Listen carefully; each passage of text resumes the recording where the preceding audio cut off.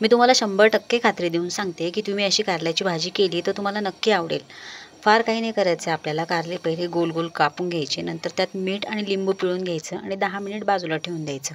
नंतर एका खलबत्त्यात लसूण आणि कोथिंबीर घ्यायची आणि ती बारीक कुटायची. नंतर एका भांड्यात ती धुवून घेतलेली कारली घ्यायची. त्यानंतर त्यात हळद, मिरची पावडर, मीठ हे सगळं घालायचं आणि मिक्स करून घ्यायचं. आपले बेसिक मसाले असतात, फार काही नाही टाकायचं. आणि नंतर त्यात 1 चमचा डाळीचे पीठ टाकायचं आणि असे मिक्स करून घ्यायचे. त्यानंतर पॅनमध्ये थोडं तेल घालायचं.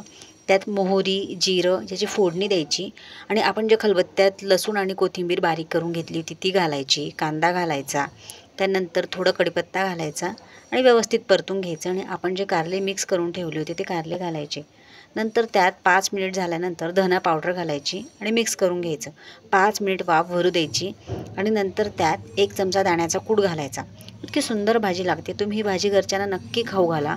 100% खात्री देऊन सांगते की ही भाजी नक्की आवडेल. आवडली तर लाईक, फॉलो, शेअर नक्की करा.